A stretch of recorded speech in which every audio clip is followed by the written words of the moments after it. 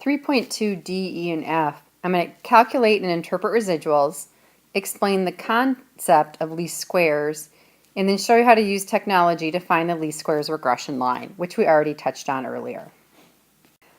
So let's start by defining a residual. It is the difference between an observed value of the response variable and the value predicted by the regression line. So the formula for that can be written two ways. You could say it's observed minus predicted, or instead of saying observed, you could actually say it's the actual amount minus the predicted. So the observed or the actual amount actually comes from the ordered pairs that they give us. It is the y value of the actual answer and the prediction you use by putting it into the equation and get that value. So for example, for this particular ordered pair right here, the y value on this in the actual ordered pair is the actual observed or actual amount, but if you look at the x value corresponding to that, this will give you the prediction from the equation. The residual, therefore, is observed minus predicted. This straight vertical line is considered the residual, or another word for it would be the error. Now, I'm going to show you later how to use the calculator to find the least squares regression line. And what it's going to do is, if you look at the scatter plot here, all of these red dots, the calculator is going to go through and find the best line that represents all of the dots such that it's the least amount of error. So it's going to look for the least amount of these vertical distances from the scatter plot and the real line. And that's called the least squares regression line. So what it does is it makes the line that makes the sum of the squared residuals as small as possible. So back to the track and field data we saw before about sprint time and long jump for these individuals. A regression line was actually computed, and it's right here to use to predict long jump. Now I do want to adjust this formula though, and I'm going to put a hat above the long jump because it's a predictor. So to predict the long jump, we're going to use 304.56 minus 27.3 times sprint time. What they want us to do is find and interpret the residual for the student who had a sprint time of 8.9 seconds. So all we need to do for that is find the residual as observed minus predicted. So the first thing I'm going to do is look for the 8.09 time, which is right here. And I'm going to notice that the observation was 151. So for the residual, it's going to be 151 minus the predicted amount for this individual. So to find the prediction, let's take 8.09 and put it into the actual equation to see what the long jump should be. When you do this for the prediction, we're going to get that the answer is 81.03. So that's our prediction, which we're going to put right here. Now, if we subtract these values, we're going to get a residual of 67.297. What that means in this case is that the least squares regression line that would probably be drawn somewhere in here actually underpredicts the long jump distance by 67.3 inches. And that's what the residual here is telling us.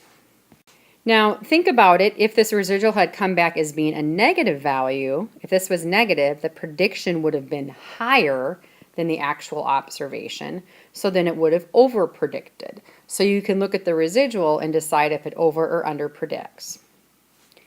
Now the next part here is the least squares regression line resistant to outliers. Let's go ahead and recalculate the least squares regression line, and this is an abbreviation for that, by removing the outlier. So this is a good time to revisit the calculator. I'm going to remove this outlier here, or we think is an outlier. So let's go into our calculator and recompute the least squares regression line for this to see if it is impacted by outliers. Is this resistant or not? So the keystrokes we want to take for the calculator is this. Remember, we're going to start by needing to put this information into the graphing calculator under list 1 and list 2. So go and do stat edit and type in the sprint time in list 1, the long jump in list 2, keeping this data with its corresponding ordered pairs. But let's remove this particular outlier sitting at this spot. So do not type in this guy right here. So once you have all of these ordered pairs typed in, to run the regression line, we're just going to hit Stat, and remember, calculate. You can choose number 4, which is a linear regression of ax plus b, or number 8, which is linear regression of a plus bx. They're both fine. Stats tends to use number 8 more.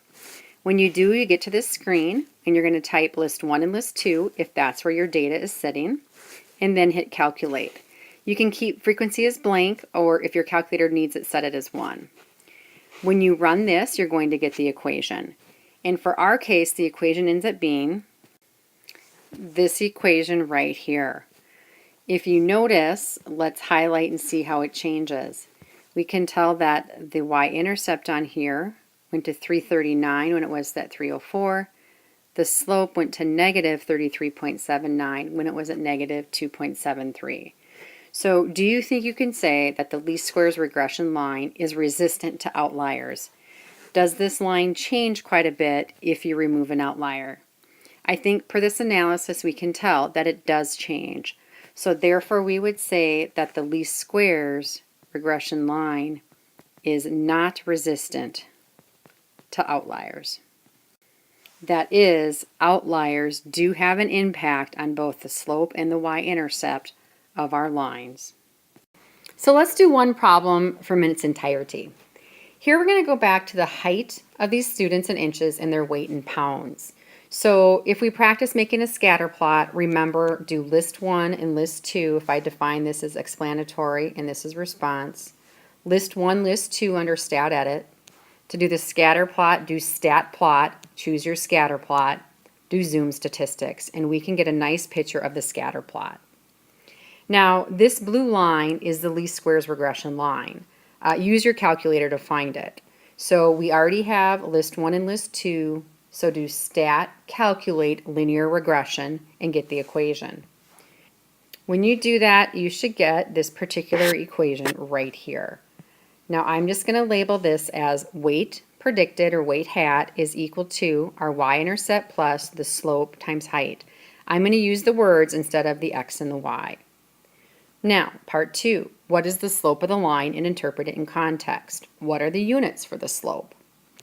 Well, if we take a look at this, we're going to notice that the slope is 4.915.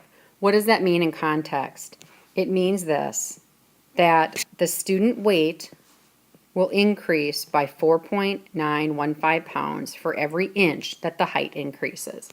Every time this increases by 1, since height's in inches, the weight is going to increase by that amount.